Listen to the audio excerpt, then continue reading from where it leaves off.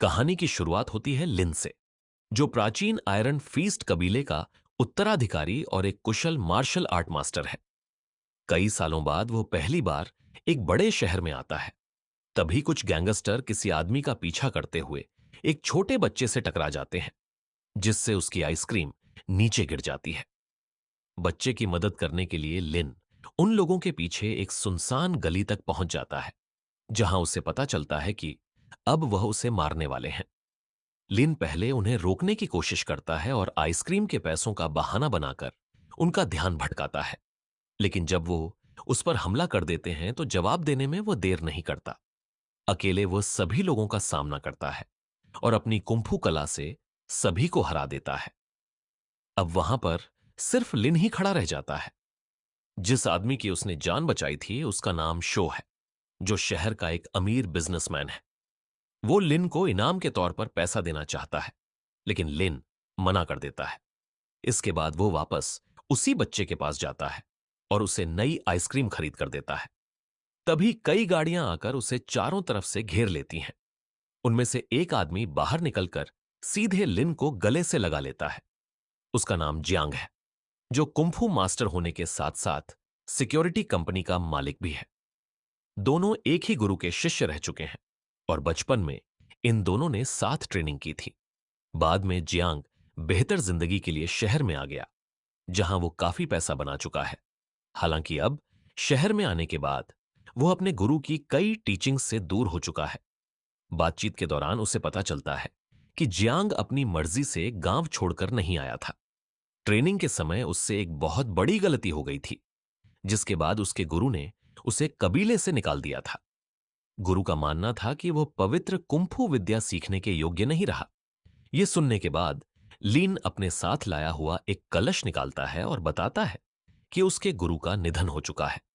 ये खबर सुनते ही जियांग कुछ पल के लिए शांत हो जाता है और उसे अपने गुरु के साथ बिताया हुआ समय याद आने लगता है। अगले दिन दोनों जियांग के ट्रेनिंग सेंटर पहुंचते हैं। सिक्योरिटी चेक के दौरान गार्ड लिन को उसके धातु के जूते उतारने के लिए कहता है, लेकिन जियांग उन जूतों का महत्व जानता है। इसीलिए वह गार्ड को उन्हें अंदर जाने की अनुमति दे देता है। उसी समय बिजनेसमैन इश अपनी बेटी की सुरक्षा के लिए बॉडीगार्ड की तलाश में वहां आता है।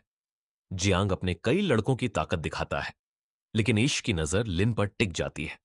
वो उसी को अपनी बेटी का बॉडीगार्ड बनाना चाहता है। लिन यह जिम्मेदारी स्वीकार कर लेता है, क्योंकि उसके गुरु ने सिखाया था कि एक रक्षक अपने मालिक की सुरक्षा के लिए हर संभव प्रयास करता है। अगली सुबह लिन की मुलाकात ऐश की बेटी लस्सी से होती है, जो लिन को देखकर घबरा जाती है और उसे चोर समझ बैठती है। जब उसे पता चलता है कि लीन उसका नया बॉडीगार्ड है, तो वह उसे पैसे देकर दूर रहने के लिए कहती है। लेकिन लीन अपने काम से पीछे नहीं हटता। आखिर में वह उसे डराने के लिए नकली पिस्तौल भी निकालती है, लेकिन लीन बिल्कुल शांत रहता है। अब दोनों एक मॉल में जाते हैं और लस्सी जहां भी जाती है, लिन उसकी सुरक्षा के लिए उसके पीछे चलता है। तभी लस्सी कुछ लड़कों को एक लड़की से बदतमीजी करते हुए देखती है। वो उनके पास जाकर लीडर को थप्पड़ मार देती है, लेकिन जब वह गुस्से में उसकी तरफ बढ़ने लगता है, तो वह झूठ बोल देती है कि ऐसा करने के लिए लिन ने उसे कहा था। अब जो लोग होते हैं लिन के पास आते हैं, लेकिन लिन कह देता है कि वो लस्सी को नहीं जानता। यह सुनकर वो लोग लस्सी के पीछे भागने लगते हैं। कुछ देर तक लीन उन्हें देखता रहता है, लेकिन आखिर में वो बीच में आकर सभी को रोक देता है और उनसे माफी मंगवाता है। उसी रात लिन को बचपन की एक घटना याद आती है, जब वो सिर्फ 7 साल का था। तब उसके पिता ने एक ऊंची चट्टान से उसे नीचे फेंकने की कोशिश की थी। उसके पिता एक भ्रष्ट बिजनेसमैन थे। ऐसा करने से पहले उसने कहा था, कामयाबी के लिए हमेशा कोई ना कोई कुर्बानी देनी पड़ती है। लेकिन उसने ऐसा क्यों किया था? इसका जवाब लिन के पास आज तक नहीं है। वो आज भी इस सवाल के जवाब को ढूंढ रहा है। दूसरी तरफ हमें गैंगस्टर मिस्टर फू को दिखाया जाता है। दरअसल ऐश उसी के लिए काम करता है, लेकिन अब वह उसे खत्म करना चाहता है, क्योंकि ऐश के पास उसके गैरकानूनी कामों की जानकारी मौजूद है। तभी उसका एक भरोसेमंद ज्योतिषी कहता है कि उसका अंत करीब है। यह सुनते मिस्टर फू गुस्से में उसी ज्योतिषी को गोली मार देते हैं। अगले दिन लिन और लस्सी एक रेस्टोरेंट में जाते हैं। लस्सी खाना खा रही होती है, जबकि लिन आसपास मौजूद हर व्यक्ति पर नजर रखता है। तभी वो अचानक एक वेट्रेस को पकड़ लेता है और कहता है कि वो लस्सी को नुकसान पहुंचाने वाली है। लस्सी उसकी बात पर भरोसा नहीं करती और गुस्से में वॉशरूम चली जाती है। लिन उसके पीछे जाकर उसे तुरंत बाहर ले आता है। घर लौटते समय दोनों के बीच बहस होने लगती है। आसपास मौजूद कुछ लोग समझते हैं कि लिन उससे परेशान कर रहा है, इसीलिए वो बीच में आ जाते हैं। इसी मौके का फायदा उठाकर लस्सी वहां से भाग जाती है, लेकिन कुछ ही सेकंड बाद वही वेट्रेस और वेटर उसका अपहरण कर लेते हैं। इससे साफ हो जाता है कि लिन का शक सही था। लिन अब उनकी कार का पीछा करता है और ओवरब्रिज से छलांग लगाकर उनकी चलती कार की छत तक पहुंच जाता है, लेकिन कुछ देर बाद वो नीचे गिर जाता है। इसके बावजूद वो हार नहीं मानता। इस बार वह सीधे कार के सामने खड़ा होकर उसे रोक देता है। अब वो नकाबपोशों से लड़ाई करता है और लस्सी को सुरक्षित छुड़ा लेता है। जब दोनों घर वापस पहुंचते हैं, तो लस्सी आखिरकार लिन से पूछ लेती है कि उसे कैसे पता चला कि वही वेट्रेस और वेटर उसका अपहरण करने वाले हैं। लिन शांत होकर जवाब देता है कि मैंने वर्षों तक लोगों की बॉडी लैंग्वेज पढ़ने की ट्रेनिंग की है। इंसान अपने शब्दों से झूठ बोल सकते हैं, लेकिन उनकी आंखें, हाथों की हरकतें और चेहरे के भाव अक्सर सच बता देते हैं। मुझे उन दोनों की बॉडी लैंग्वेज देखकर पहले ही शक हो गया था कि उनका इरादा कुछ गलत है।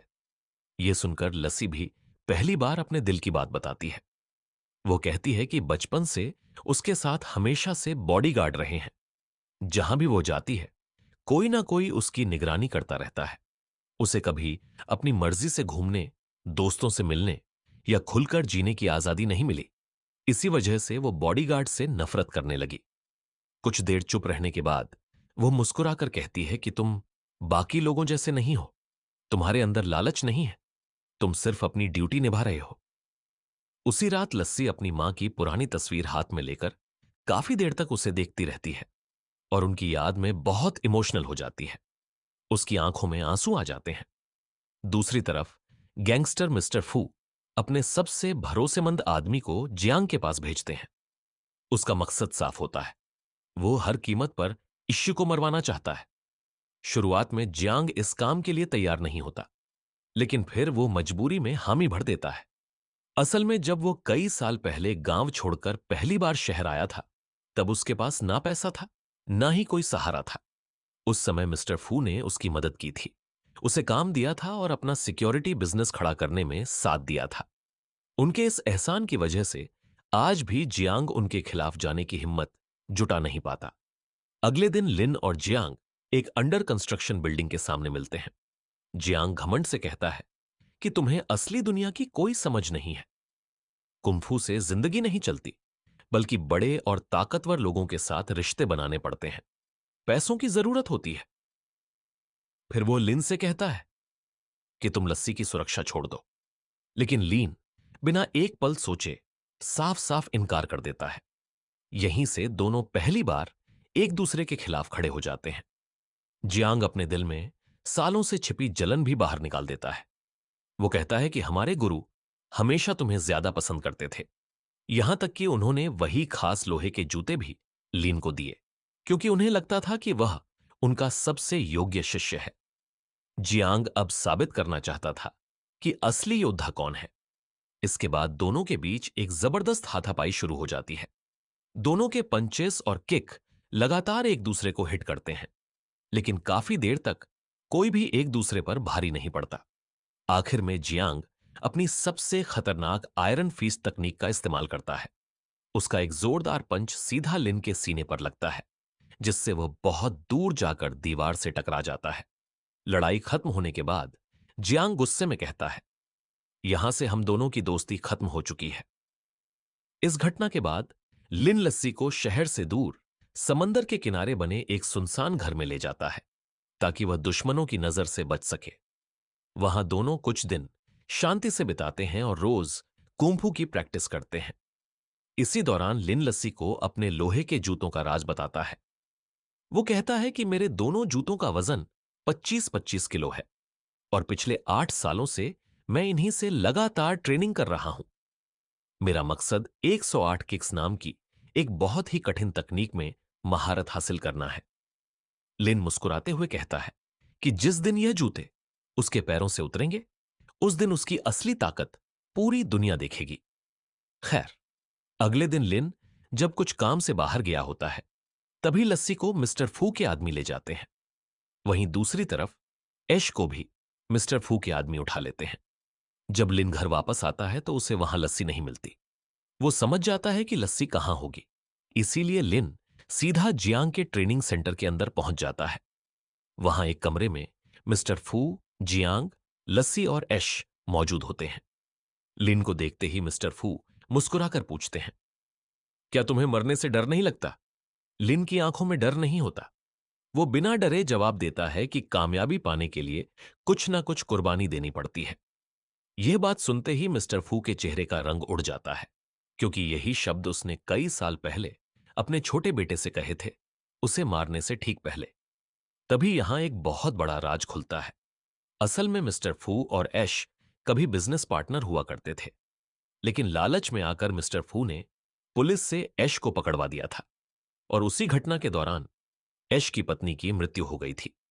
तभी से ऐश सही मौके का इंतजार कर रहा था ताकि वह मिस्टर फू से अपना बदला ले सके। वहीं लिन भी कोई साधारण इंसान नहीं था। वो असल में मिस्टर फू का अपना बेटा है। मिस्टर फू उससे बहुत प्यार करते थे, लेकिन एक दिन उसने देखा कि छोटा सा लिन सिर्फ अपनी नजरों से एक जंगली जानवर को भगा देता है। यह देखकर वो अपने भरोसेमंद गुरु के पास गया। गुरु ने भविष्यवाणी की कि एक दिन यही बच्चा उसके साम्राज्य और उसकी मौत की वजह बनेगा। इसी भविष्यवाणी से डरकर मिस्टर फू ने अपने मासूम बेटे को पहाड़ से नीचे फेंक दिया था। अब प्रेजेंट में खड़ा मिस्टर फू जोर जोर से हंसने लगता है। उसे एहसास हो जाता है कि गुरु की बात आखिरकार सच साबित होने वाली है।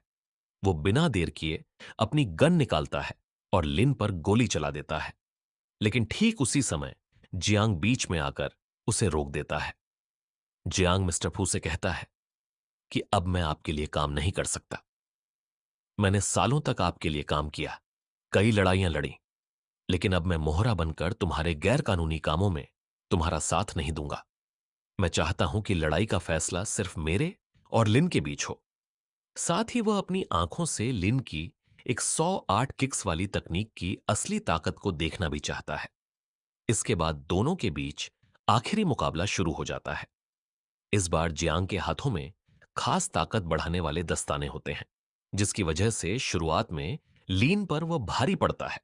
लेकिन जैसे जैसे लड़ाई आगे बढ़ती है, बिना भारी जूतों के लिन अपनी पूरी रफ्तार और ताकत दिखाने लगता है। उसकी एक 108 किक्स के सामने जियांग धीरे धीरे कमजोर पड़ जाता है और आखिरकार हार के करीब पहुंच जाता है। लेकिन तभी मिस्टर फू पीछे से गोली चला देते हैं और गोली सीधे जियांग को लग जाती है। मरने से पहले वो लिन की तरफ देखकर कहता है, अब आयरन फीस्ट कबीले की विरासत को आगे बढ़ाने की जिम्मेदारी तुम्हारी है।